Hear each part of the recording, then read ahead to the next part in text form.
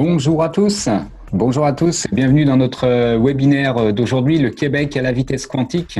On va parler de photonique, de cryptographie, d'algorithmes quantiques aujourd'hui, avec un panel assez exceptionnel dans ce qu'on peut faire de peut-être certainement de mieux au Québec dans l'industrie quantique actuellement.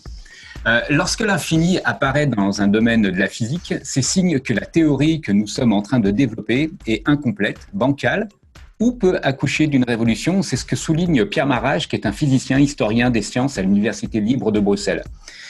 Alors qu'à nos yeux, la matière semble solide et la lumière un flux ininterrompu, comme celle qui émet de votre ordinateur actuellement lorsque vous me regardez, la matière, en fait, semble solide, lumière, flux interrompu. La mécanique quantique formalisée au XXIe siècle révèle à l'échelle de l'infiniment petit un monde au contraire discontinu. Il y règne l'incertitude, l'indétermination. Il y a des propriétés utilisées pour rendre inviolables les codes secrets qui pourraient bientôt décupler la puissance des ordinateurs. De l'avènement des quantas par Planck à la création des qubits qui permet une superposition du 0 et du 1 et donc d'aller beaucoup plus vite en matière de calcul, c'est plus de 90 ans qui se sont passés. Ce passage de l'information quantique de la lumière à la matière ouvre la voie de futures percées scientifiques qui profiteraient entre autres aux télécommunications et à l'informatique. C'est donc bien au rendez-vous d'une révolution que le Québec prend date et nous allons en parler aujourd'hui avec des personnalités éminentes qui vont nous convaincre, qui vont vous convaincre et s'il le fallait, que le quantique is the next big thing. Bien sûr, ce webinaire n'aurait pas pu être créé sans l'apport important des partenaires de Prompt et je les remercie énormément. Vous les voyez passer devant cette diapositive devant vous. Le ministère de l'Industrie et de l'Innovation du Québec, Techno Montréal, Mila, Québec Innov, Prima Québec, SBQ Quantique, Cyrel Tivado, CRSNG, l'ADRIC, Polytechnique, Quantino, l'Institut Quantique de l'Université de Sherbrooke, l'INRS, le Santec, l'Intric, le Sauvar, Entrepreneuriat Laval et la CET. Merci à eux, merci beaucoup. Tout de suite, voici notre agenda qui va nous accompagner pendant 1 heure. Je vous rappelle aussi que nous allons avoir une période de réseautage virtuel et on y reviendra bien entendu. Tout de suite, on va parler de l'appel à projet d'innovation en technologie quantique du ministère de l'Économie et de l'Innovation du Québec. Ensuite, nous aurons une belle table ronde avec des projets de recherche collaborative en technologie quantique avec Prompt et Prima Québec. Le support aux entreprises qui peut aider les PME du Québec dans leurs projets et ensuite une période de réseautage virtuel où vous pourrez rencontrer, poser toutes vos questions aux conférenciers qui seront là. Toutes les questions sur le quantique que vous avez, aussi comment financer vos projets de recherche et industriels, on sera là pour y répondre. Tout de suite, on va passer à notre première partie, l'appel à projet d'innovation en technologie quantique du ministère de l'Économie et de l'Innovation. Et je reçois Madame Daria Rabianina. Merci beaucoup. Bonjour Daria. Vous êtes PhD, directrice dans le département des transferts de technologie du ministère de l'Économie et de l'Innovation. Et je vais tout de suite vous passer la parole. Mais j'ai une première question pour vous, Daria. Pourquoi est-ce que le Québec veut-il investir dans les technologies quantiques ? Merci beaucoup, Frédéric. Tout d'abord, un grand merci pour l'invitation. C'est bien sûr un plaisir et un privilège de profiter de cette belle tribune. Très fière de contribuer aujourd'hui à la valorisation et développement pour le secteur des technologies quantiques. Tout de suite dans la question, pourquoi le Québec veut investir dans le quantique? Mais la réponse est assez simple. On est devant une évidence d'importance de bien structurer les soutiens dans ce domaine, parce qu'il s'agit d'un des rares domaines qui se traduira en fait dans les prochaines années par une croissance des plus importantes, tant sur le plan de l'avancement scientifique qu'au niveau du développement de produits et de commercialisation, donc sur le plan économique. On fait souvent référence à une révolution quantique avec toutes les répercussions potentielles que ces technologies peuvent avoir sur de nombreux secteurs économiques. Communication, cybersécurité, transport et logistique, découverte du médicament, fintech et bien d'autres. On observe d'ailleurs un grand intérêt vers les technologies quantiques partout dans le monde. Les gouvernements investissent et les écosystèmes se mobilisent autour de grands projets de recherche, d'innovation et de transfert technologique. C'est aussi on voit aussi une opportunité pour le Québec de capitaliser sur l'excellence de sa recherche dans le domaine des phénomènes quantiques. qui s'est bâti depuis, on va le dire, les 30-40 dernières années. On parle ici, bien sûr, de la recherche fondamentale et appliquée, notamment en cryptographie, nanomatériaux, microélectronique, photonique quantique et plus récemment, calcul et ingénierie quantique. Il s'agit d'une réelle force pour le Québec qui pourrait et devrait, en fait, être exploitée à sa juste valeur. Je pourrais pas aujourd'hui nommer, en fait, tous les chercheurs, tous les acteurs de recherche aujourd'hui. Il y en a vraiment beaucoup. Bien entendu. On va avoir la chance tantôt de voir les présentations donc, et de parler aussi à Roberto Morandotti et Oussama Outanabir. C'est une pointe de iceberg, bien sûr. Mais je voudrais bien sûr souligner aujourd'hui une dynamique exceptionnelle et remarquable à l'Université de Sherbrooke depuis plusieurs années, en fait, autour et avec la collaboration d'Alexandre Blais, puis avec la création de l'Institut quantique. Ils ont des plans de développement très ambitieux avec l'embauche de nouveaux professeurs. Puis je voulais pas voler leur scope, là, mais je pense qu'on devrait surveiller les annonces dans les prochains mois, années. Il y a quelque chose qui se passe là. Il ne faut pas oublier le rôle structurant. Oui, pardon. Non, je vous en prie, allez-y, continuez. Je continue. Ah, il n'y a pas de problème, c'est passionnant. Il ne faut pas oublier le rôle structurant et mobilisateur des regroupements stratégiques comme Intric. Tantôt, en fait, on va entendre Nicolas Godbout qui va nous parler de l'Intric. Et donc, il faut mentionner, bien sûr, les acteurs solides en soutien au transfert technologique et à la recherche industrielle au Québec, l'Institut national d'optique, C2MI, mais aussi nos grands facilitateurs et mobilisateurs, Prompt, Prima, Techno Montréal, pour ne nommer que ceux-là. Donc, c'est sûr que je nomme pas aujourd'hui tout le monde, là, mais je vous connais tous, puis on est très fiers de travailler avec vous, là, des acteurs solides de l'écosystème. On est aussi très fiers de constater l'émergence du nouveau tissu industriel en technologie quantique avec les entreprises solides et innovantes comme Anion, SB Quantum, Nord Quantique et plusieurs autres. Plusieurs des acteurs et accélérateurs également se penchent sur le démarrage d'entreprises technologiques dans ce domaine. Puis, il faut en nommer probablement les 4 qui sont les plus en avant, en fait, qui ont une attention particulière, en fait, pour ces entreprises. C'est bien sûr l'ACEP, Santec, Entrepreneuriat Laval et Quantino, qui est avec nous aujourd'hui d'ailleurs. Oui. Et encore un scoop, là, mais c'est peut-être pas un scoop, là, parce que je pense que le communiqué vient de sortir. C'est l'ACET qui vient d'annoncer le financement de 3 startups par biais du premier appel de projet du ministère de l'Économie. Bravo à eux. Pour revenir au grand défi du Québec dans la révolution quantique, on est maintenant rendu au point où la richesse de la recherche est en train de se traduire en innovation de façon importante. Il est important de soutenir à la fois la commercialisation des innovations de rupture, stimulation d'un nouveau secteur industriel et à plus court terme, le transfert de technologies vers les secteurs stratégiques pour le Québec.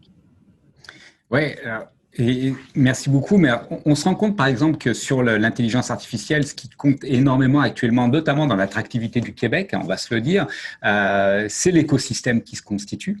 Et moi, comment l'écosystème il peut contribuer à ces développements-là. Et puis, juste aussi ensuite, nous parler un petit peu de l'appel à projet en cours et de ce qu'on peut aller en chercher, s'il vous plaît, derrière. Bien évidemment. Donc, oui, l'écosystème, la question est très pertinente parce que l'écosystème est bien sûr très, très, très important. Le gouvernement reste un des acteurs de l'écosystème. Puis, on travaille fort à structurer notre approche de soutien pour les technologies quantiques, mais on n'est rien sans l'écosystème. Puis, on a un très, très bon point de départ avec tout ce que j'ai nommé, donc les grandes forces. Maintenant, c'est la question de mobilisation. Comment tous ces acteurs peuvent se serrer les coudes puis vraiment travailler sur les mêmes objectifs, les objectifs communs et une vision commune très, très claire et bien articulée. D'ailleurs, donc, l'appel de projet, évidemment, il traduit en partie la vision derrière le soutien gouvernemental aux technologies quantiques.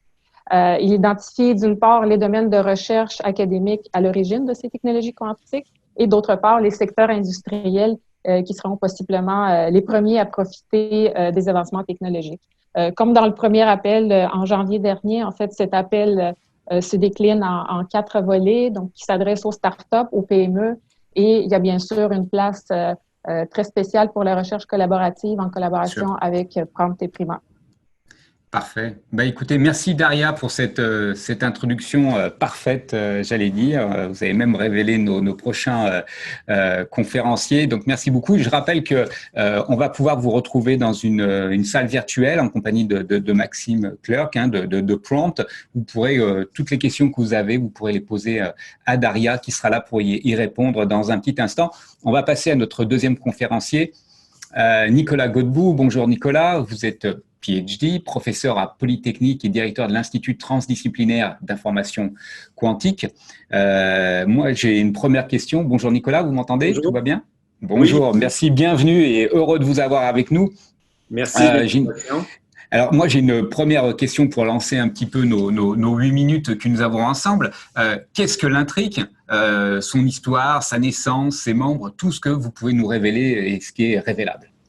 Donc, effectivement, l'Intric est un regroupement de chercheurs qui existe depuis un petit peu plus d'une dizaine d'années. Et puis, je pense qu'on a préparé un petit support visuel qu'on peut commencer à regarder. Eh bien, c'est parti. Donc, Intric est un regroupement stratégique financé par les fonds de recherche du Québec, Nature et Technologie. Donc, c'est vraiment un regroupement de chercheurs et ça fédère cette communauté-là qui, comme le mentionnait Daria, travaille depuis, on pourrait dire, une bonne 4 décennies maintenant, contribue à la recherche en information quantique. Donc, ça regroupe actuellement des chercheurs de 4 universités, de l'Université McGill, l'Université de Sherbrooke et de l'Institut quantique qui y est affilié, l'Université de Montréal et Polytechnique Montréal.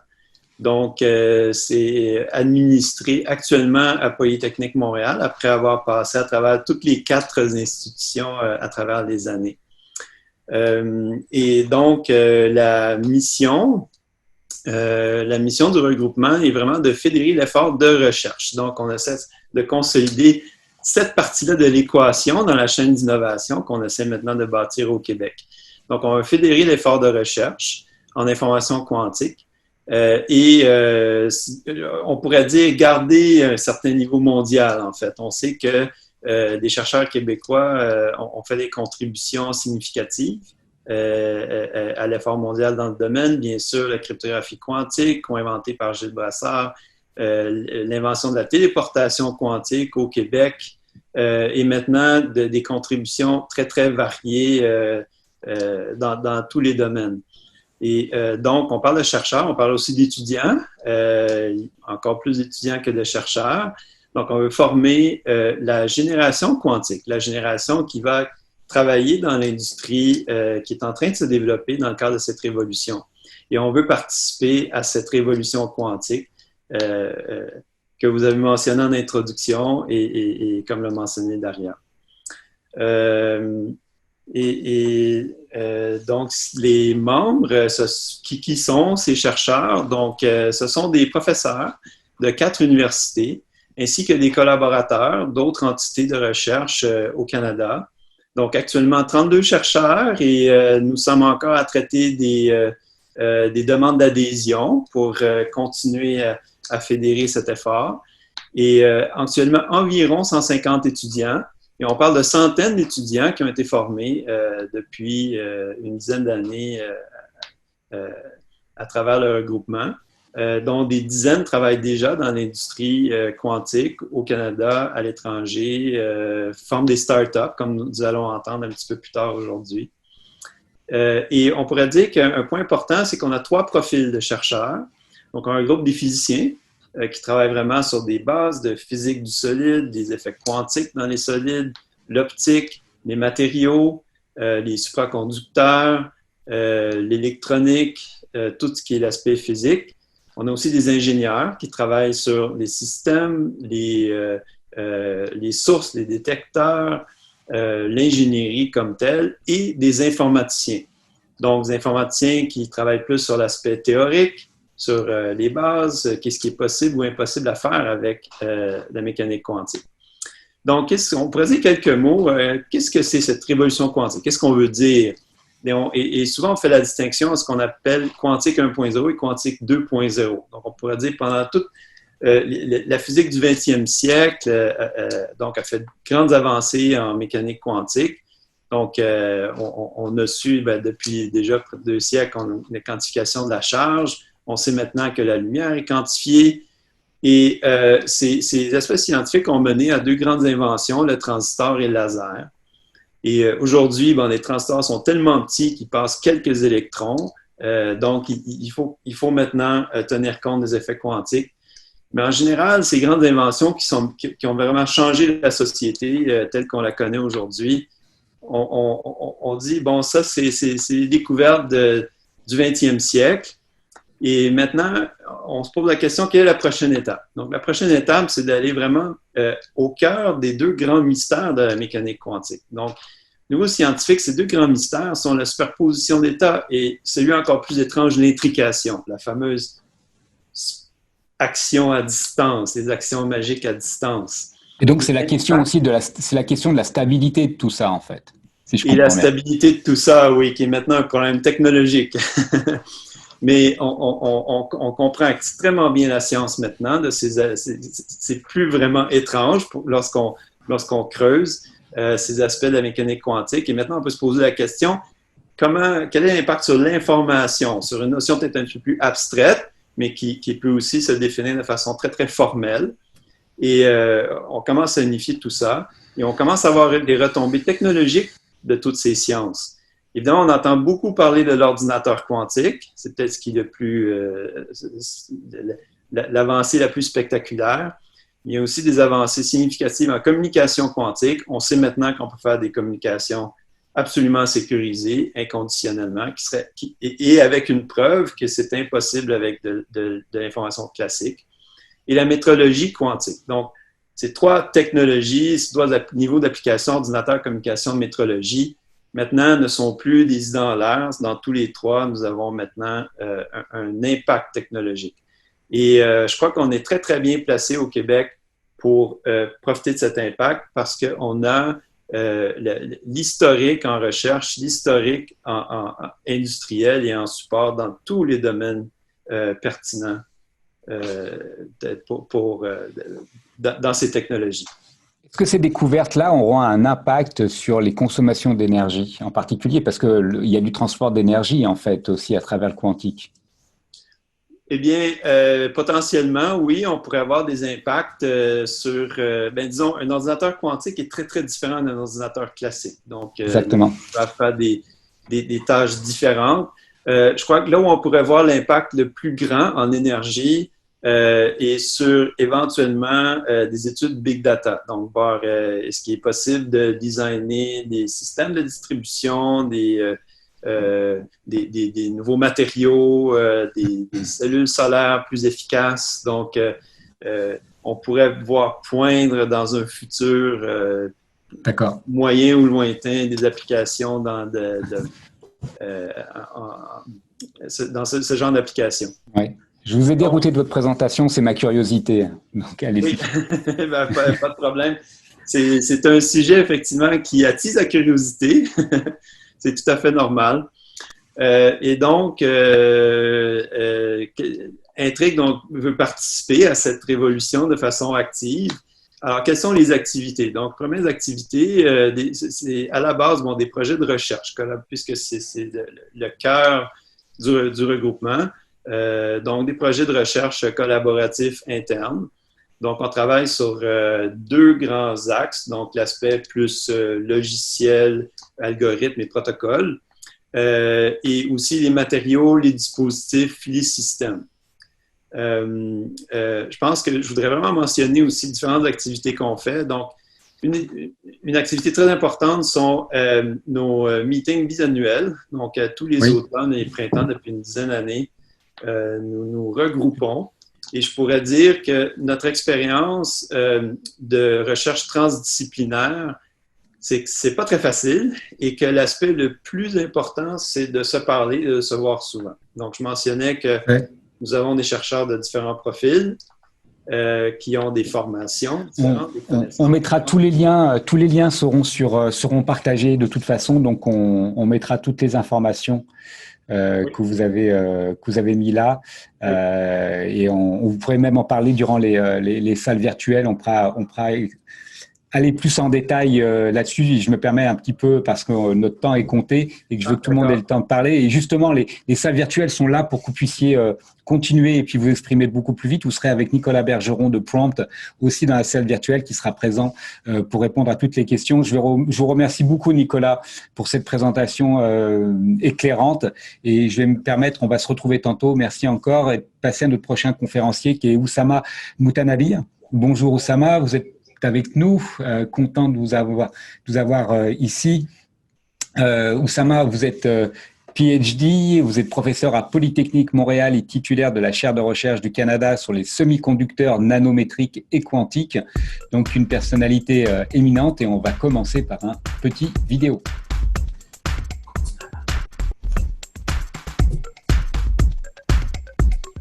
Donc, belle présentation actuellement. Et on peut démarrer, si vous voulez, Oussama, on peut aller parler par-dessus. Bonjour tout le monde, merci, ça fait plaisir d'être parmi vous aujourd'hui. Juste pour enchaîner sur ce que Nicolas a dit, à Polytechnique, on a une espèce hybride de chercheurs, donc il a parlé qu'à l'intrigue, on a des ingénieurs et des physiciens, des théoriciens et des expérimentateurs. À Polytechnique, on a des ingénieurs physiciens et j'aimerais bien mentionner quelque chose d'important qui se produit maintenant à Polytechnique. On a créé un programme ou une concentration dans notre programme génie physique, une concentration génie quantique. Donc, je pense que c'est une première à l'échelle canadienne. Puis, il va être annoncé officiellement bientôt. Donc, j'en profite pour partager ça avec la communauté. Donc, à Polytechnique, c'est une des rares facultés de génie. On a à la fois une formation de nature très, très fondamentale, mais qui est axée sur l'aspect ingénierie en même temps. Donc, on m'a demandé de parler un petit peu de la révolution quantique. Et j'ai vu que Nicolas a déjà introduit ça d'une façon très claire. Mais ici, je vais vous donner une perspective plutôt avec une mentalité de transfert technologique. Donc, comment prendre une science et la traduire en produit et qui peut être commercialisable, donc qui peut avoir un impact socio-économique significatif. Donc, je vais préparer trois images qui sont très frappantes. Ça, c'est la première, c'est le transistor. Donc, si vous voyez le premier transistor, 1947, dans l'échelle de l'humanité, c'est pas grand, c'est hier, hein. C'est vraiment très court en termes de temps. Mais vous voyez très très bien, ça ressemble à une roche avec des fils, là. Donc il n'y a personne qui peut prédire que cette invention de look horrible était en mesure de transformer notre humanité d'une façon très radicale. Donc, un de l'impact de cette invention-là, qui est une des premières inventions qui a absorbé l'ensemble du fondement quantique qui a été développé dans les années 20. Donc, le fait qu'un électron, c'est une particule et une onde en même temps qui se propage dans un potentiel périodique. Donc, si on a un cristal, on peut vraiment prédire les propriétés électroniques de ce système-là, d'où la découverte des classes des matériaux, les supraconducteurs, les semi-conducteurs, ainsi de suite. Puis les semi-conducteurs, c'était les matériaux qui nous ont permis de développer ces micro-switches-là à l'époque. Donc, et à droite, je vous montre le premier ordinateur. Donc, et je ferai le lien dans quelques instants. Vous avez déjà fait le lien certainement dans votre tête. Regardez, le poids, c'est 27 tonnes, puis les dimensions, c'est 2,4 mètres par 30 mètres. Donc, ce qu'on voit ici, c'est une machine énorme qui performe très faiblement comparativement aux technologies actuelles. Donc, faire un calcul simple de racine carrée de 2, ça prend des dizaines de secondes. Donc, ça montre comparativement aux technologies qu'on a maintenant, c'est la performance a augmenté d'une façon exponentielle, mais aussi les dimensions ont été réduites d'une façon exponentielle aussi. Donc, un transistor qui fait plusieurs centimètres, maintenant, il fait quelques nanomètres. Donc, on parle des transistors avec une largeur de canal de 3 nanomètres. Mais regardez aussi, le coût a exponentiellement diminué. Donc, il y a cette notion contre-intuitive, la performance qui augmente d'une façon exponentielle et le prix qui décroît d'une façon exponentielle et les dimensions qui se réduisent d'une façon exponentielle. Donc, c'est très intéressant comme approche, mais c'était l'engin du développement de la science et de l'ingénierie derrière la première révolution. Ouais, c'est la fameuse loi de Moore, c'est ça? Oui. Donc, on est à la fin de la loi, donc je vais vous montrer dans quelques instants certaines pistes pour ça. Donc, juste pour revenir, l'image que je vais vous montrer, c'est… la super clé USB, en fait. Ouais, c'est 5 mégabytes, mais ça prend quand même un avion pour transporter ça. Donc, imaginez la rapidité par laquelle on transmet l'information maintenant avec un grand flux. Donc, c'est hier, c'est les années 50. Hein. Donc, voilà, et voici le clé derrière cette révolution-là. Je vois que ce que j'ai noté reste ici. Donc, la révolution majeure qu'on a vécue est due au fait que notre société a été siliconisée, donc le silicium a été introduit comme engin pour produire des dispositifs qui ont introduit les notions de la physique quantique dans le XXe siècle. Et ça, c'est basé sur un concept extrêmement fondamental. Donc, un investissement de 1 sou donné à des produits qui coûtent $10,000. Et ça crée un cercle, une boucle d'innovation sans précédent dans notre histoire. Donc, on commence par du sable, avec juste la science et l'ingénierie, donc on comprend les propriétés fondamentales et l'ingénierie va nous permettre de produire quelque chose à grande échelle et qui permet de nourrir ce concept, une meilleure performance à bas coût. Puis ça a créé quand même une croissance économique qui vient alimenter l'investissement. Donc, cette boucle-là, comme j'ai dit, est sans précédent dans notre histoire. Et les ingrédients de base sont ici. Donc, il faut que la technologie soit en mesure d'être produite à grande échelle. Il faut que ça livre une performance qui peut continuellement augmenter. Et il faut que ça soit compact. Et ça, la miniaturisation, c'est un élément clé. Donc, avec ce concept-là, il y a toute une croissance économique. Donc, on peut aller à l'autre diapo. Donc, la croissance économique que l'industrie ou la première révolution, ici le visage que j'ai mis sur la première révolution, c'était simplement l'industrie semi-conducteur. Il y a une croissance exponentielle qui a été créée par notre capacité de communiquer et notre capacité de contrôler et interagir avec notre environnement. Et on voit très très bien une industrie qui coûte à peu près 350 milliards de dollars engendre une croissance économique de plusieurs centaines de milliers de milliards de dollars. Donc, c'est un impact économique majeur. Donc, avec cette expérience-là, il y a le défi qui se présente maintenant devant la deuxième révolution, c'est de prendre ces montages complexes. On veut contrôler l'intrication, on veut contrôler la superposition, on veut avoir un contrôle précis et sans perturbation des états quantiques.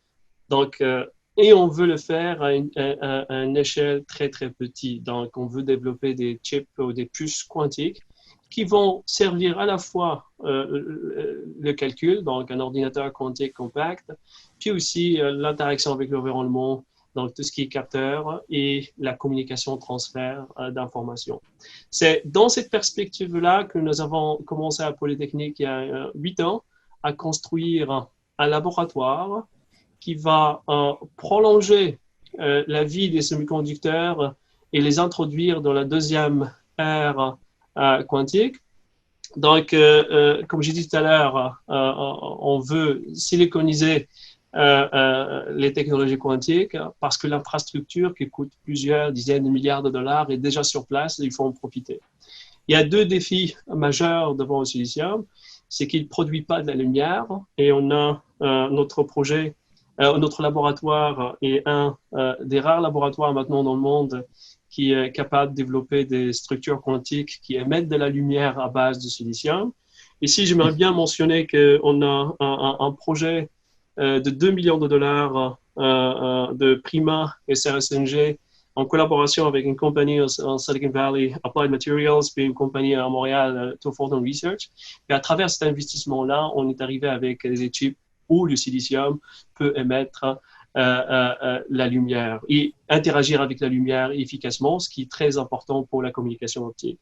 Et une autre particularité de notre laboratoire, on est le seul maintenant au Canada, avec 2 autres laboratoires, un aux États-Unis et un autre en Europe, on est capable de produire des structures isotopiquement purifiées. Donc, on peut contrôler le spin, on peut contrôler le désordre. Et je vous montre ici un exemple d'un puits quantique à base de silicium-28. Ça se comporte comme un vide pour les spins qui sont à la base des qubits. Donc, juste avant de finir, le laboratoire vient de recevoir $1,5 million d'investissement de Défense Canada pour développer un réseau national sur la photonique compacte qui va exploiter ce phénomène. Puis maintenant, on est avec UBC et QTech aux Pays-Bas. On est en train de développer une fonderie internationale qui va exploiter ces puces-là. Donc, ça, c'est les investissements que nous avons fait en grande ligne. J'ai choisi un seul exemple à vous montrer aujourd'hui. C'est la distribution de l'intrication. On sait avec les photons, on peut faire des choses extraordinaires, mais ils souffrent de 2 limites fondamentales. Faire envoyer l'information quantique à des longues distances, donc la fameuse Alice Bob, si on les met à 100 km ou plus, les pertes dans les fibres optiques vont faire de sorte qu'on ne serait pas en mesure de communiquer l'information. Et aussi, les photons interagissent faiblement, ce qui fait qu'on ne peut pas les manipuler localement. Donc, pour remédier à ça, nous avons développé une plateforme qui est à base des semi-conducteurs du groupe 4, donc c'est du plus de silicium, où la mémoire quantique on va avoir des états intermédiaires ou des étapes intermédiaires ou des répéteurs quantiques qui vont à la fois emmagasiner l'information localement en utilisant les propriétés de spin, puis libérer l'information sur demande, ce qui fait qu'on peut transmettre l'information avec plus de fidélité. Notre plateforme est basée sur un matériau qui est compatible avec le silicium, qui est le germanium, isotopiquement purifié pour enlever tout le bruit qui peut limiter la cohérence des spins. Puis il y a une bande directe, ça veut dire qu'il peut interagir fortement avec le photon. Il peut transmettre une qubit localement et aussi la recopier et l'envoyer sur demande. Donc, j'ai oublié de le dire ici. Donc, je vous montre juste une image où on est en contrôle de ces interfaces à l'échelle atomique. Et mes étudiants ont lancé une start-up il y a quelques mois qui va commencer à commercialiser certains de ces aspects. Juste pour finir. Oui, pour finir, parce qu'on doit passer rapidement au prochain conférencier. Ouais. Allez-y. Donc, juste un petit clin d'œil aux étudiants qui ont fait ce travail-là. Donc, plusieurs sont très motivés à participer dans cette aventure. Puis, les 8 années derrière nous, c'était des années d'investissement. Maintenant, on arrive au point où on commence à livrer des puces qui sont uniques, qui sont capables de reproduire des critères de la première révolution, mais en utilisant des nouveaux phénomènes quantiques. Merci. Merci, professeur Moutanabi. On va pouvoir vous retrouver encore une fois si vous avez des questions sur les équations de Schrödinger, par exemple, et bien d'autres choses. C'est un clin d'œil. Vous serez avec Antoine Auger de Prompt dans votre salle virtuelle. C'était vraiment complémentaire avec la présentation précédente de Nicolas Godbout. Merci beaucoup. On va recevoir maintenant le professeur Roberto Morandotti. Professore, sono contento di riceverla. Abbiamo 10 minuti per parlare. Nous avons 10 minutes ensemble. Je vais vous laisser la parole. On est vraiment très heureux de vous avoir. Vous êtes PhD, vous êtes professeur à l'INRS, titulaire de la chaire de recherche du Canada en photonique intelligente, responsable scientifique du laboratoire de manipulation ultra rapide de faisceaux lumineux. Je vais vous laisser la parole, professeur. Merci beaucoup, Frédéric, pour l'introduction. Je dois remercier aussi Osama, Nicolas et Dario qui ont très bien expliqué les concepts quantiques. Donc, comme on dit, je vais essayer de parler en français. C'est presque bon comme l'italien de Frédéric. Donc, quand je suis été contacté pour Prompt, je t'ai demandé d'expliquer un petit peu notre activité de recherche et donc aussi le contexte des machines de recherche en photonique intelligente. Et je voudrais remarquer que le nom qu'on a choisi, ce n'est pas parce qu'on est présomptueux, mais c'est dans l'optique, dans la philosophie que, comme vous avez dit avant, il y a beaucoup d'activités dans le secteur quantique. Il y a des joueurs très grands dans le monde, les États-Unis, la Chine, l'Allemagne et beaucoup d'autres. Donc, notre philosophie au temps était, OK, comment on peut être compétitif avec tous ces écosystèmes, toutes ces réalités. Donc, notre philosophie, c'était de choisir des solutions un peu, comment on dit, un peu alternatives, de prouver, d'essayer à penser dehors de la box, out of the box, et de chercher des choses que les personnes n'ont pas étudiées beaucoup jusqu'à maintenant. Donc, on a entendu de très bonnes explications de qubits, de Daria, de Osama, de Nicolas. Donc, comme on a dit avant, les qubits, c'est une superposition de 0 et de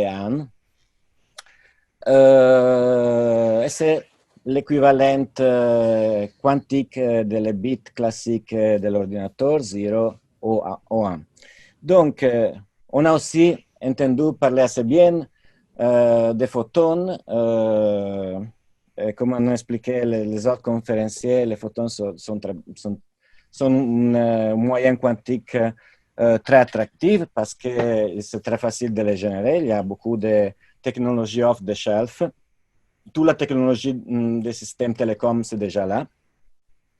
Aussi, il y a beaucoup de degrés de liberté, donc on peut utiliser la polarisation, les moments cinétiques, la fréquence, l'information temporelle pour donner des informations aux photons.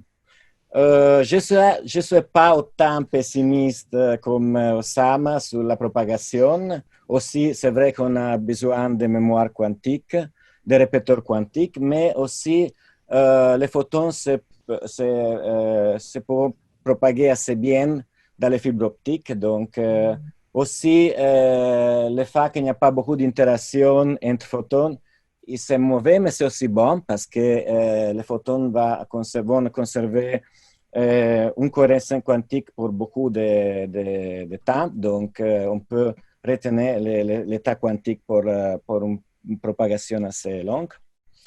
Mais il y a un autre petit problème avec les photons. Et le problème avec les photons est que c'est très difficile de détecter beaucoup de photons en même temps. Donc, ça, c'est la raison principale parce que, pour laquelle les ordinateurs sont toujours des ordinateurs à état solide.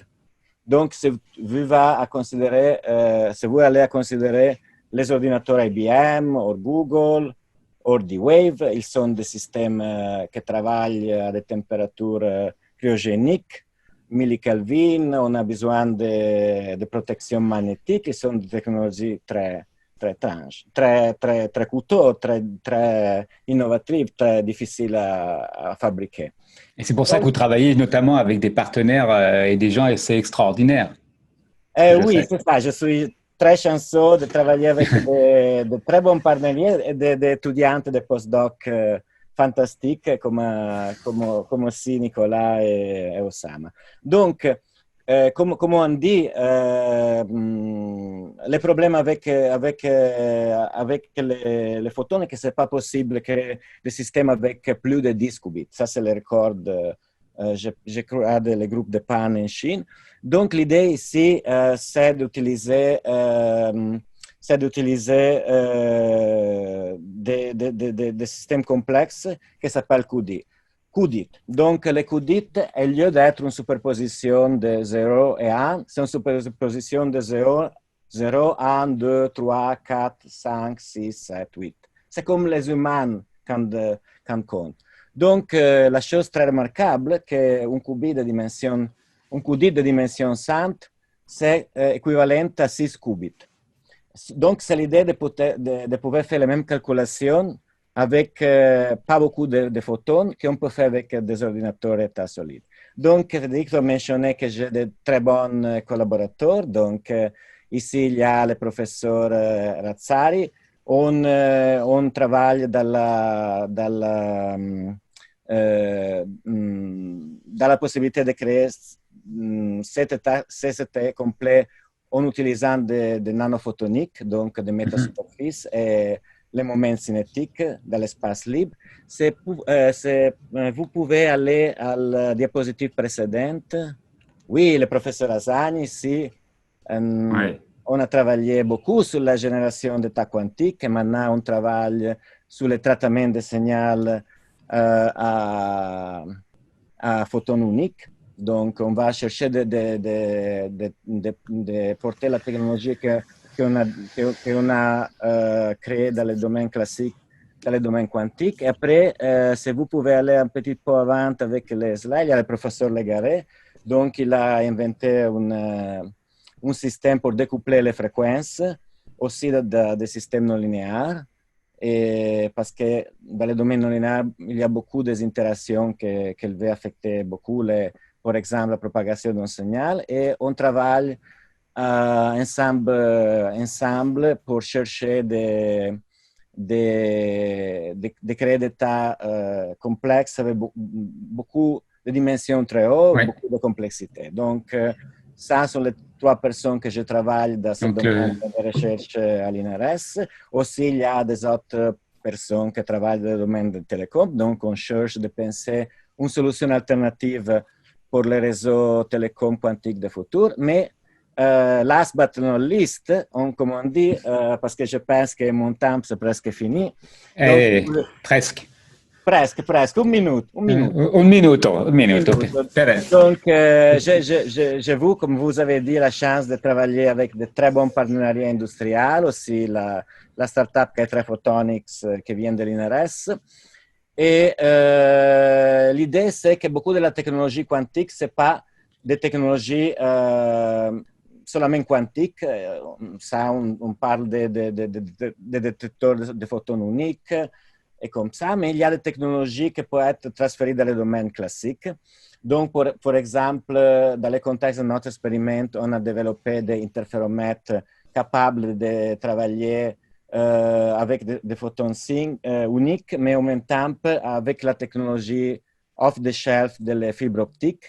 Et cette technologie peut être transférée tout de suite à beaucoup de compagnies qui travaillent en photonique classique, par exemple pour l'OCT, par exemple pour mesurer des vibrations. Donc, il y a, comme on dit, 2 contextes de l'application industrielle de l'optique quantique. Et un de ces contextes, c'est l'habilité de transférer des technologies que c'est très challenging des domaines quantiques pour application dans le domaine de l'optique classique. Donc, je pense que j'ai fini et j'ai utilisé... Oui, merci beaucoup. Grazie. Merci, grazie. Grazie. Merci, professeur. Vous serez accompagné dans la salle virtuelle avec Savita Chander, qui est nos spécialistes chez Prompt, notamment avec les chercheurs. Et encore merci pour votre présentation et merci d'avoir été présent parce que, comme notre conférencier précédent, vous êtes quand même titulaire d'une chaire de recherche sur le quantique au Canada, c'était important. Et j'allais finir Forza Italia parce que c'est aussi un petit coucou à mes racines personnelles et j'avais envie de le faire. On va passer à notre prochain conférencier qui est Monsieur David Roy-Gay. Bonjour David, vous êtes PhD aussi, vous êtes CEO de SB Quantum. On va parler de ça. Vous avez des projets de recherche collaborative avec Prima, entre autres. Vous avez cofondé SB Quantum suite à des études graduées à l'Institut Quantique et pour déployer la technologie des boussoles à diamant hors des laboratoires. Pour vous, j'ai l'impression que tout est possible, David, et vous allez chercher toutes les nouvelles opportunités et puis parfois des échecs qui font aussi partie de l'aventure. Vous allez nous parler de tout ça. Je vais vous passer la parole tout de suite parce que je pense qu'on a envie de vous entendre et de montrer que le quantique, il y a la recherche, il y a l'entreprise et que tout peut fonctionner ensemble. Je vous laisse la parole. Merci beaucoup d'être avec nous. Excellent. Merci beaucoup pour la présentation de cette vidéo. Ça date en fait d'avant que j'ai créé SB Quantum. Ça fait du bien à revoir. Donc, chez SB Quantum, on vise vraiment à révéler l'invisible. Et comment qu'on fait ça, en fait? C'est par la magnétométrie, donc par l'utilisation de boussoles ultra précises. Donc, prochaine diapo. En fait, la magnétométrie, c'est une technologie qui est très vieille. On utilise les boussoles depuis très longtemps, mais c'est une technologie qui est quand même assez limitée, qui est facilement corrompable par son environnement. Donc, dès qu'on approche un objet métallique d'une boussole, ça va fausser la lecture. On peut utiliser ça pour faire de l'inspection, pour détecter des objets. On peut utiliser ça, bien évidemment, pour la navigation, mais c'est quand même limité si on parle de navigation, puisque c'est facilement corrompable. Donc, c'est quoi la prochaine évolution? En fait, chez SB, on développe une nouvelle boussole, qu'on dit une boussole plus intelligente, qui tire parti des propriétés quantiques d'impureté dans le diamant. Donc, c'est quoi la science derrière ça? En fait, on vient créer des impuretés atomiques dans la structure cristalline du diamant, comme je montre à la prochaine diapo. Qui est constitué exclusivement de carbone. Donc, on vient enlever un atome de carbone et juste à côté, on vient substituer un atome de carbone pour un atome d'azote. Donc, si on peut retourner à la slide précédente. Oui. Donc, celle avec la structure du diamant. Oui, donc ça va libérer 2 électrons. Les électrons ont la propriété quantique du spin. Ça va former ce qu'on appelle un état triplet. Et on peut utiliser cet état triplet-là pour mesurer le champ magnétique. Donc, comment ça marche? En fait, on envoie un laser vert sur un diamant. Ce qu'on peut voir au bas, c'est un diamant de quelques millimètres sur lequel on envoie un laser vert qui va vraiment réémettre cette lumière rouge forte qu'on peut venir traduire en une amplitude de champ magnétique. Donc, en fait, ce qu'on voit sur la droite, c'est que si on regarde l'intensité de la lumière du rouge qui est émise par le diamant, en fonction de la fréquence micro-ondes qu'on va induire sur les impuretés, on va obtenir des raies de résonance. Et ces raies de résonance-là vont se déplacer avec un champ magnétique, comme on voit sur la courbe mauve. Donc, à partir de ce moment-là, on peut vraiment inférer c'est quoi l'orientation du champ magnétique. Donc, ce qu'on voit, c'est selon la magnétométrie conventionnelle, on a les 3 composants, Bx, By, Bz. Mais pour arriver à éliminer le bruit environnemental, en fait, ce que nous permet notre technologie, c'est vraiment de reconstruire la matrice des gradients de champ magnétique plutôt, en utilisant un arrangement particulier de plusieurs senseurs à base de diamants. Donc, c'est vraiment ça qu'on utilise et on peut exploiter toute la richesse de cette information additionnelle-là pour localiser des objets métalliques ou magnétiques, comprendre son orientation, comprendre comment que ça se déplace. J'ai une question pour vous, David, oui. Parce que c'est impressionnant, parce que la technologie, elle est viable. Et moi, je veux savoir qui va l'acheter, cette technologie, où on est de la maturité du marché actuellement. Donc, en fait, c'est une excellente question. On regarde 6 segments de marché en ce moment. Donc, allant de la sécurité, de la défense, de la navigation, tout ce qui est industrie minière. Donc, on regarde encore plusieurs marchés. On a un partenariat en ce moment avec une compagnie pour détecter des structures qui sont enfouies, comme des vieux barils qui contiendraient des contaminants. Et aussi, on travaille dans plusieurs programmes d'innovation ouverte comme IDEAS du gouvernement fédéral. Et aussi, on vient de conclure justement un concours là, qui était le Challenge MagQuest, qui vise à raffiner la carte de champ magnétique à l'échelle planétaire. Donc, à chaque fois que vous sortez votre cellulaire pour savoir par où aller sur Google Maps, là, pour savoir est-ce que vous allez vers le nord ou le sud, bien, en fait, il y a une comparaison des lectures des magnétomètres sur votre cellulaire avec ce modèle de champ magnétique à l'échelle planétaire. Donc, on vient de conclure cette phase-là pour utiliser justement notre technologie pour avoir une meilleure précision de localisation puis faire une meilleure navigation à long terme. Donc, la technologie en termes de TRL est quand même avancée.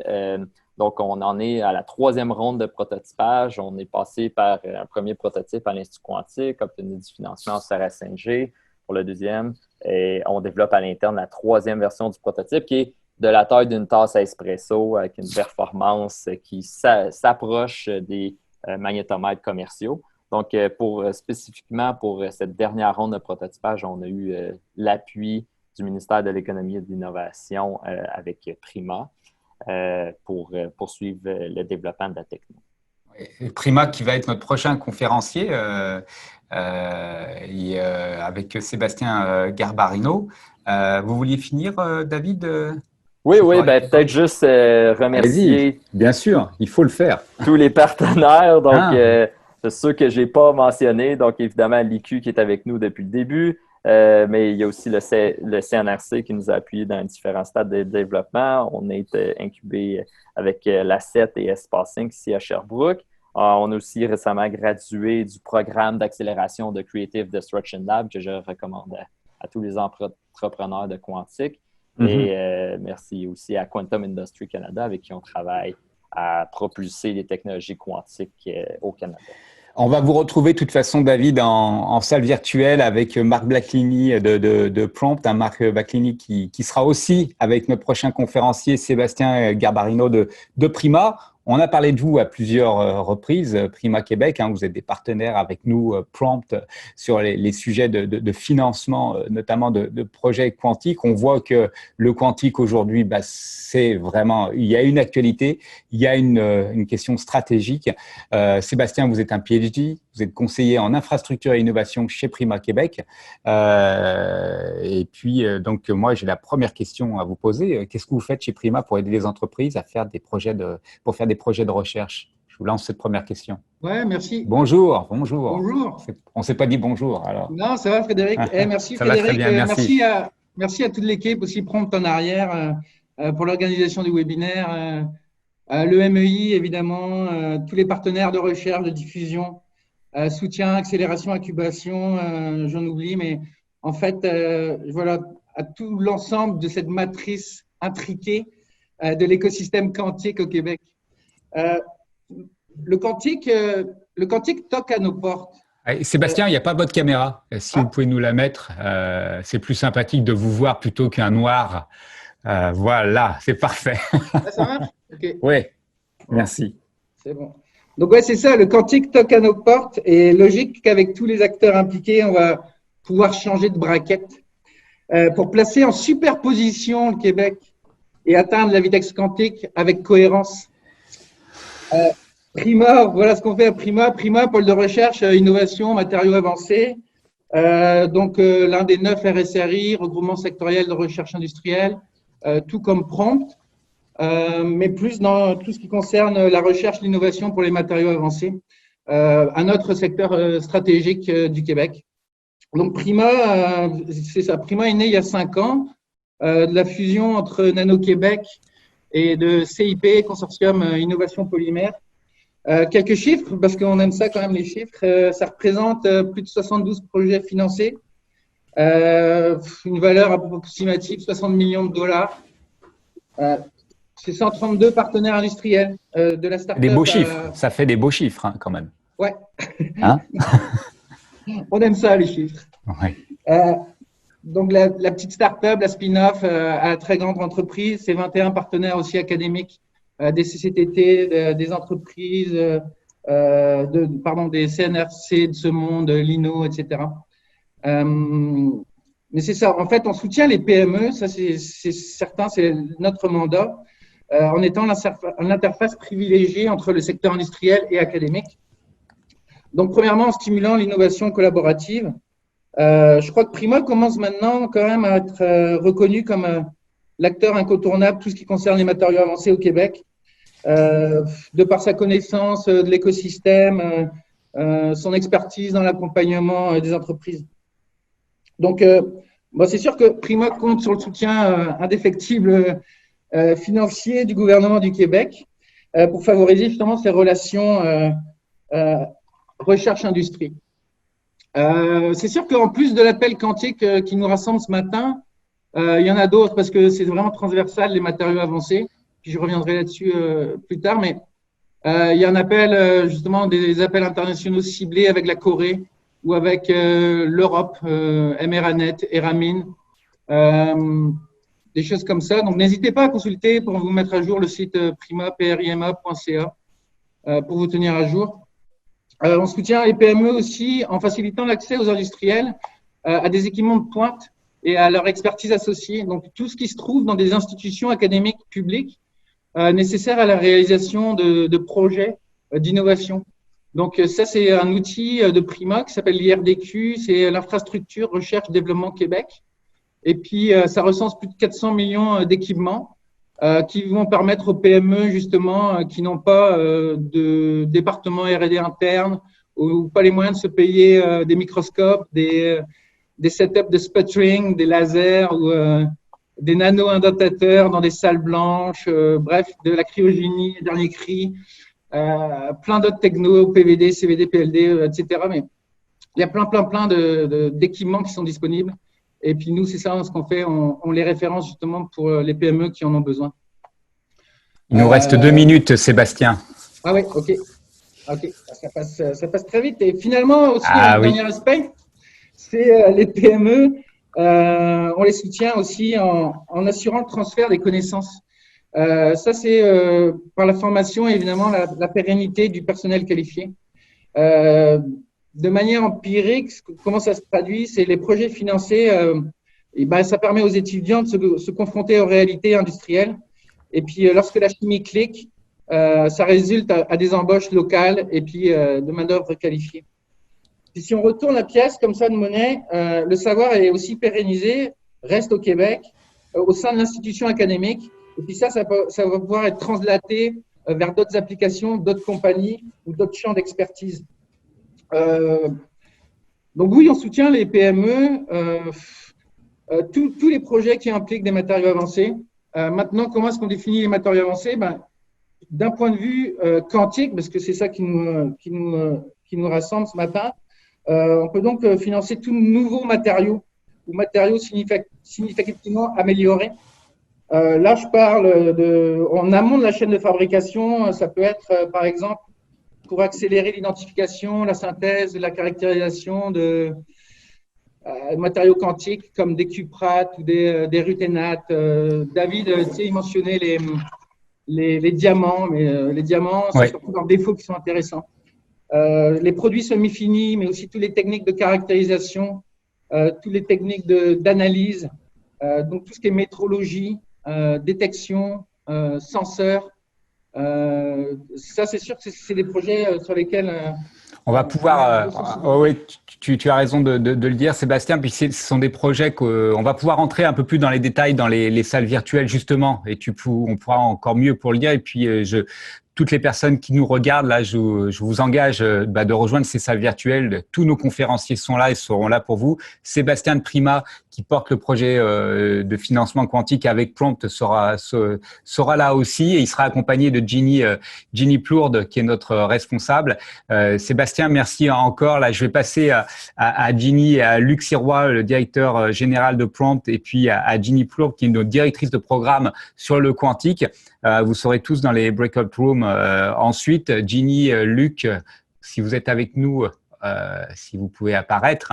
Effectivement, on a quelques instants aussi avec vous pour pouvoir échanger sur les questions de ce programme-là. Je suis là, mon cher Frédéric. Bonjour Ginny, heureux de te voir. Merci. Parce que Luc est présent aussi. Absolument, absolument. Puis on va commencer par une petite vidéo. Chez Prompt, on propulse l'innovation collaborative. Depuis sa création, Prompt a financé plus de 250 projets de recherche et développement de chercheurs et d'entreprises qui travaillent ensemble. C'est 66 millions investis dans des projets innovants en intelligence artificielle, cybersécurité, informatique quantique, UX, recherche opérationnelle, blockchain, ville intelligente, industrie 4.0 et tellement plus encore. Vous savez, la meilleure façon d'innover, c'est de faire collaborer la ligne de front des entreprises avec les meilleurs experts, les chercheurs académiques. C'est vraiment de cette rencontre que naissent les technologies qui font vraiment une différence. On va plus vite quand on est seul, mais on va beaucoup plus loin quand on travaille ensemble. Et c'est un peu l'objectif d'organisations comme Prompt, là, pour dire, on amène tous les partenaires autour d'une même table pour aller beaucoup plus loin. Grâce à Prompt, on a été mis en contact avec 2 chercheurs universitaires, 2 professeurs de l'École de technologie supérieure. Ça a tout changé, en fait, chez Axio, sur la précision qu'on a aujourd'hui sur notre système et sur la profondeur de nos connaissances techniques en intelligence artificielle pour nos clients. Le financement de Prompt a été crucial, en fait, dans l'histoire de PemPem parce que ça a été la première subvention importante qu'on a eue en s'établissant au Canada. Et c'est cette subvention-là qui a réussi à convaincre d'autres partenaires internationaux d'investir massivement dans PemPem. Et moi, je me bats contre Google, puis Facebook, puis Element AI pour recruter les meilleurs talents. Jamais Netlift n'aurait pu recruter des chercheurs de ce calibre-là sans l'apport de Prompt. Prompt supporte vraiment des startups technologiques qui essayent d'améliorer l'intelligence artificielle dans un contexte réel, appliqué. Donc avoir une ouverture d'esprit par rapport à ça et vraiment être prêt à prendre des risques avec nous là-dessus, ça nous a vraiment beaucoup encouragés. Prompt est très bien supporté par le ministre Pierre Fitzgibbon, mais aussi l'ensemble de son ministère. Ça aussi, ça démontre qu'auprès des entrepreneurs, auprès des chercheurs, on est la liaison entre eux et le ministère. Prompt est là pour ça. Ça nous permet d'innover, de commercialiser cette innovation-là, puis de créer des emplois de haute qualité. Puis c'est ça qu'on a besoin au Québec. La ressource naturelle la plus précieuse au Québec, c'est vous, vos talents, vos idées. Chez Prompt, on est là pour vous aider, ensemble, à les amener au monde. Bien. Luc Sirois, on vient de t'entendre dans le vidéo. Tu es aussi présent ici avec Ginny. Donc, on est là pour financer et puis aider les beaux rêves de nos amis entrepreneurs et chercheurs à se réaliser, en fait. Ben, c'est ça. Puis Ginny, c'est une directrice qui est la personne en charge avec vous pour vous accompagner dans la création de vos projets de recherche collaborative. Alors, Ginny, moi, je te laisse nous expliquer comment tu accompagnes, puis qu'est-ce que c'est, qu'est-ce qu'on peut faire avec cet appel à projet-là en quantique. Exactement. Merci, Luc. Bonjour tout le monde. Ça fait plaisir que vous soyez là. C'est vraiment un bel auditoire qu'on a aujourd'hui. Puis parler quantique, c'est toujours passionnant. Puis c'est vrai que ça aiguise la curiosité de tout le monde. On a 2 volets dans notre programme quantique cette année, puis pour les années à venir que Prompt cofinance avec Prima, en collaboration évidemment toujours avec notre partenaire, le MEI. Donc, le volet 3 qui est un volet qui s'adresse pour les partenariats académiques, un peu comme nos anciens, pas nos anciens programmes, mais nos programmes que l'on connaît, là, qu'on appelle affectueusement les programmes de recherche collaborative, le PSO. Donc, le volet 3 pour l'appel à projet quantique et avec cette optique-là, on peut aller chercher jusqu'à 60% de fonds publics, dont là, 40% la participation de Prima et de Prompt, évidemment, ou de Prompt. Des projets maximum de 750 000 sur 3 ans. Le volet 4, ce qui est intéressant du volet 4, c'est un volet pour les entreprises donc, et les startups aussi. C'est rare qu'il y ait des programmes, vous le savez, qui s'adressent aux startups. Donc, c'est un programme qui va s'adresser à entreprises et startups en collaboration toujours avec Prima et Prompt. On peut aller chercher des fonds publics jusqu'à 50% dans ce volet-là de dépenses admissibles, toujours un plafond de 750 000 par projet, des projets de 3 ans. Il peut y avoir des collaborations internationales aussi, d'entreprises internationales, aussi de chercheurs académiques là, internationaux. Puis, si vous voulez là, vraiment là, creuser un petit peu plus, vous avez des questions plus pointues, moi, je vais me retrouver dans une salle de réseautage avec Valérie Hénard de Quantino. Oui, on va en parler justement là maintenant. Effectivement, Ginny, merci beaucoup. Puis on voit, il y a de l'argent disponible. Le Québec, le ministère de l'économie et de l'innovation met de l'argent disponible pour les entreprises, pour les chercheurs. Il faut y aller parce que, comme on disait, le Québec, le quantique, pardon, et le Québec. Regardez, je fais un petit lapsus, mais qui est révélateur. Hein, c'est quasiment la même chose. Ils sont ensemble. Donc, on vous retrouvera tout à l'heure, Ginny, et puis Luc. Merci beaucoup pour ces mots et pour ces précisions. On va à la vitesse quantique. On va retrouver Valérie Henner, qui est directrice du nouvel incubateur en haute technologie Quantino. Bonjour Valérie, comment vas-tu? Bonjour Frédéric, merci, très bien. Toi-même, je souhaite... Mais ça va très bien. Écoutez, en pleine forme, on parle de quantique, on peut pas aller mieux. Je vais te laisser la parole parce que on est ici pour parler de Quantino, qui est l'incubateur pour les entreprises en quantique. Dis-nous tout. D'accord, alors je vais être brève. Je vais vous attendre dans l'atelier après si vous avez des questions de précision. Donc, Quantino est une initiative qui a été rendue possible par INO, qui est le plus grand centre en recherche appliquée en optique photonique au Canada. Depuis 1988, INO a généré plus de 35 spin-offs, 295 brevets et 74 transferts technologiques. Alors, c'est fort de cette expertise qu'INO a créé Quantino, un incubateur dont l'objectif est d'accélérer la croissance d'entreprises de haute technologie et de transformer des idées innovantes en produits commercialisés. Quantino s'inscrit dans les créneaux d'optique photonique quantique et hardware. Nous mettons à disposition des incubés l'expertise en essaimage et en transfert technologique dans une offre d'accompagnement hautement spécialisée. Parmi les services que nous offrons aux incubés, il y a de l'accompagnement sur mesure, donc parcours personnalisé, des collabs en optique, électronique et mécanique qui sont gratuits d'utilisation, des banques d'heures d'experts INO aussi offerts gratuitement, des licences de Dassault Systèmes, des heures d'accompagnement en droit des affaires avec Fasken, des heures d'accompagnement en licence de propriété intellectuelle et de brevet avec Norton Rose. Et puis, nous avons aussi des ententes avec le Collège des administrateurs de sociétés pour des formations plus autour de la gouvernance. On a une collaboration avec CMC, Microsystème, Optonique, ISEC et des experts sur place se rendent disponibles comme le CNRC de Paris qui sont voisins chez nous, Innovation Canada aussi qui sont voisins chez nous, qui viennent aider nos entreprises lorsqu'il s'agit de financement. Il y a Prompt aussi avec Ginny qui se propose de se déplacer dans nos nouvelles installations. Donc, nous avons ouvert le 8 septembre. Nous avons accueilli déjà 2 incubés. Nous sommes présentement en appel de candidature pour une prochaine sélection. L'appel de candidature se termine le 20 octobre. Le comité de sélection aura lieu le 29 octobre. Et je termine en disant que nous faisons partie de 2 écosystèmes avec le groupe des incubateurs et accélérateurs de Québec avec qui nous mutualisons les offres de services et avec Quantreprendre, dont Daria parlait tout à l'heure, qui a initié ce partenariat avec l'ACET, Santec, Entrepreneuriat Laval et Quantino. Merci beaucoup Valérie. On va te retrouver avec Ginny effectivement dans notre salle virtuelle et on va passer à notre dernier invité, Ghislain Lefebvre. On en a beaucoup parlé notamment en introduction de l'Institut Quantique de l'Université de Sherbrooke. Ghislain, vous êtes le responsable développement des partenariats. Donc vous êtes absolument à point nommé pour venir parler ici de ces partenariats de l'Institut Quantique. Ghislain, êtes-vous avec nous?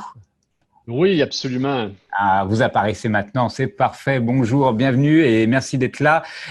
Ghislain, donc pourquoi s'intéresser à l'informatique quantique?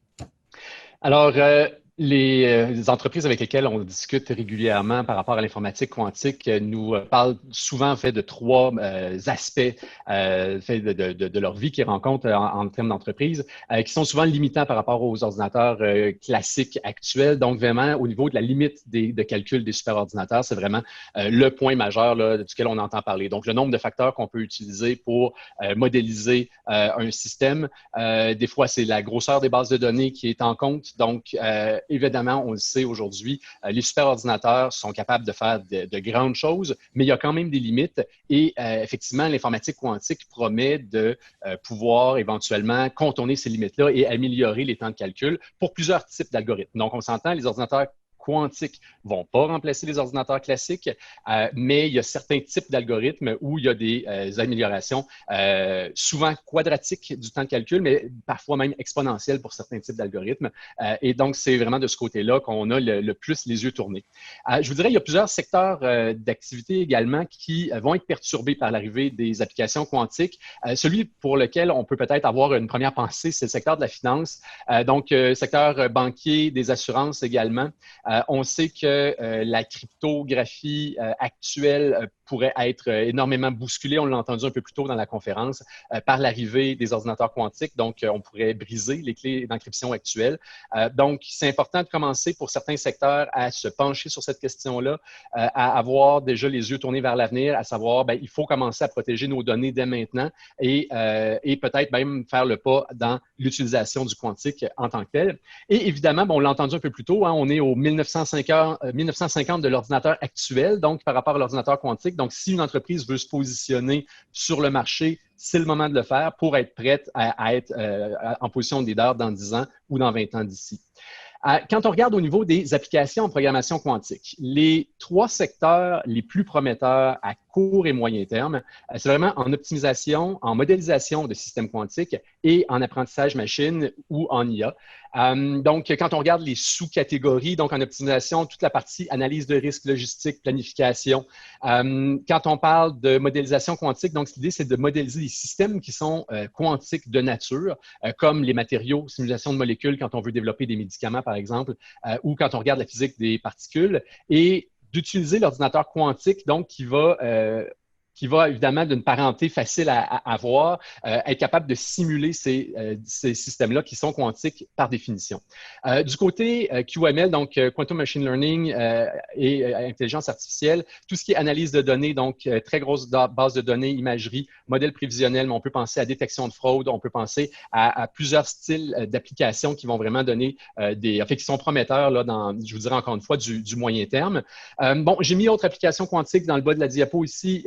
On ne veut jamais passer sous silence les deux secteurs suivants, c'est-à-dire la cryptographie quantique et les capteurs quantiques. Mais évidemment, ici, quand on parle de programmation quantique, c'est deux autres secteurs, mais c'est des secteurs qui sont prometteurs actuellement et il y a des belles avancées. On l'a vu tantôt, par exemple, avec les capteurs quantiques et SB Quantum.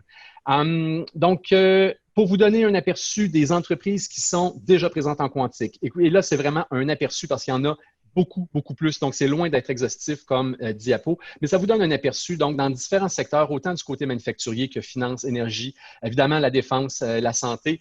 Vous avez des très gros joueurs qui sont déjà là en programmation quantique, donc qui lancent des projets de recherche qui s'intéressent à comprendre les algorithmes, comment les utiliser, comment utiliser les ordinateurs quantiques, parce qu'on le sait, les ordinateurs quantiques, je dis toujours, il faut reprogrammer les programmeurs, c'est-à-dire qu'il faut redéfinir la façon avec laquelle on approche l'informatique. Ce n'est pas la même approche qu'en classique. Et dans ce sens-là, il faut vraiment comprendre comment le quantique fonctionne pour être capable ensuite de ça de développer des algorithmes, de développer donc des applications réelles. Par contre, attention, il n'y a pas le hardware n'est pas parfait actuellement. Donc, il va falloir qu'il y ait beaucoup de travail encore du côté des ordinateurs eux-mêmes pour en arriver à des résultats concrets. Il y a la partie software qu'il va falloir développer aussi, c'est-à-dire développer des nouveaux algorithmes, développer des nouvelles façons d'aborder les problèmes pour avoir des résultats. Donc, une entreprise qui décide de se lancer aujourd'hui ne peut pas penser à des retours sur investissement dans un horizon d'1 ou 2 ans. Donc ça, oubliez ça tout de suite, c'est vraiment pas là où on est aujourd'hui. Une entreprise qui se lance aujourd'hui, c'est un horizon de 5 ans, de 10 ans, être capable de résoudre un problème sur un horizon de 5 ans ou 10 ans, c'est vraiment quelque chose qui est de l'ordre de l'envisageable et c'est là-dessus qu'on se penche aujourd'hui. Ceci dit, quand on regarde les publications, il y a vraiment une accélération des publications en programmation quantique. Dans chacun des 6 secteurs là, qui sont mentionnés dans la diapo, il y a vraiment des avancées qui sont extrêmement intéressantes quand on regarde ça. C'est toutes les semaines où il y a des articles hyper intéressants qui sortent ces semaines-ci. Donc, il y a une accélération et c'est très intéressant. Ceci dit, le hardware doit être amélioré, le software doit être amélioré, mais le plus grand enjeu reste probablement l'expertise. Et c'est là où on dit toujours, au-delà de la technologie, l'avantage quantique, c'est le talent. Il faut développer les expertises à l'interne dans les entreprises et nous, ce qu'on fait à l'Institut quantique, l'idée, c'est de le travailler en collaboration avec la recherche aussi. Donc, être capable de faire ce lien-là. Évidemment, on en a entendu beaucoup parler ce matin. Donc, Prompt Prima ont aussi ce rôle-là de favoriser les liens entre la recherche académique et la recherche qui se fait en entreprise et développer l'expertise à l'interne. Quand on parle de programmation quantique, c'est fondamental. Donc, il n'y aura pas de passe-voie, il n'y aura pas d'accès rapide ou de voie rapide pour les entreprises qui vont tarder à s'intéresser à la programmation quantique. Prochaine diapo. On a, depuis le 1er juin à l'Institut quantique, ce qu'on appelle l'espace IBMQ, qui est un hub de programmation quantique. Donc, c'est le 14e au monde, premier au Canada. Et l'idée, c'est de donner accès aux systèmes les plus gros d'IBMQ, donc jusqu'à 65 qubits aujourd'hui. IBMQ a sorti son roadmap il y a quelques semaines qui dit qu'ils veulent se rendre à 1000 qubits d'ici 3 ans. Donc, on verra s'ils seront capables de tenir la cadence de ce côté-là. Mais franchement, l'accélération est très, très belle du côté hardware de ce côté-là. Mais c'est non seulement un accès au système, mais c'est aussi un accès à la communauté. Donc, on veut créer le réseautage entre les entreprises et le réseautage avec la recherche du côté académique également. Et j'ouvre la porte d'ailleurs pour dire que oui, on veut faire de la recherche évidemment à l'Université de Sherbrooke, mais s'il y a d'autres universités qui sont intéressées aussi également à participer, on est hyper ouvert évidemment à ouvrir les collaborations à tout le secteur universitaire québécois et je vous dirais même canadien, comme notre territoire d'opération, en fait, c'est le territoire canadien. Évidemment, il y a aussi un grand volet de formation et je vous amène tout de suite à la prochaine diapo en parlant de formation en disant que la semaine prochaine, mercredi, c'est nos portes ouvertes virtuelles de l'espace IBMQ. Donc, à partir de 10h30 le matin où on va avoir la présentation de l'espace IBMQ, un panel de discussion en matinée également sur les perspectives en programmation quantique au Québec. Et dans l'après-midi, si vous êtes intéressé à commencer à comprendre l'ordinateur quantique, donc les fondements physiques, mais également lancer des premiers codes sur des vrais ordinateurs quantiques. Donc, ça va se passer à partir de 13h. Niveau débutant, donc vous n'avez pas besoin d'avoir de background. Évidemment, plus vous connaissez déjà du quantique, plus vous connaissez la programmation, plus ça va être facile. Mais si vous ne connaissez pas ça, c'est vraiment fait pour un niveau où c'est vraiment un niveau d'introduction. Et ensuite de ça, à 15h, ben là, on a, je vous dirais, une étude de cas en optimisation quantique par un expert en finance quantique de IBM qui va venir nous donner cet atelier-là. Et là, on parle vraiment plus d'un niveau intermédiaire. Donc là, ça va prendre des bases un peu plus solides à 15h. Mais bon, vous pourrez en trouver pour tous les goûts la semaine prochaine aux portes ouvertes virtuelles de l'espace IBMQ. Et vous avez le lien, en fait, là, évidemment, il n'est pas cliquable à l'écran, mais vous pourrez y accéder. Là, j'imagine que ce sera partagé par nos organisateurs aujourd'hui. Et finalement, je termine avec le calendrier de Curieux Quantique. Donc, on a lancé un programme qu'on appelle Curieux Quantique, en fait, qui est le grand thème où on met nos différentes conférences. Et je vous donne ici la programmation d'ici au temps des fêtes. Donc, 21 octobre, la semaine prochaine, je viens de parler des portes ouvertes. Ensuite de ça, le 2 novembre, en collaboration avec le hackathon de McGill, on va faire des ateliers sur la programmation quantique. Donc, encore là, un niveau introductif à la programmation quantique. 13 novembre, en collaboration avec Optonic, on a un webinaire en photonique quantique.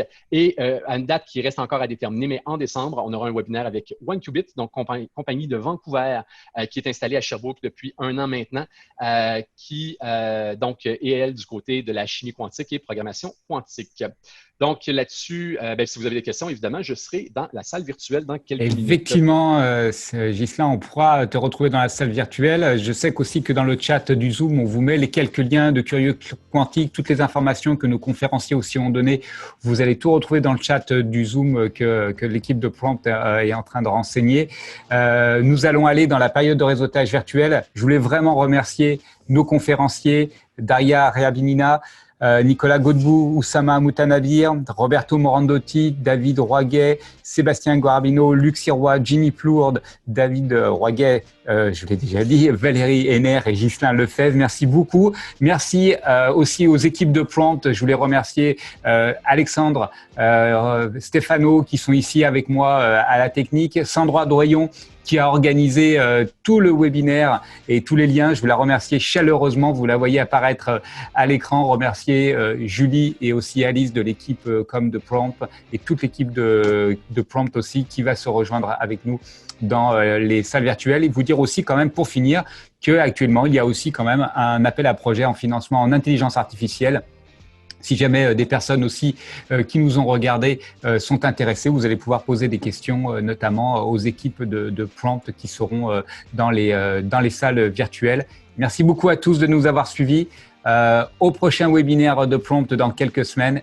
Très bonne journée et bons échanges.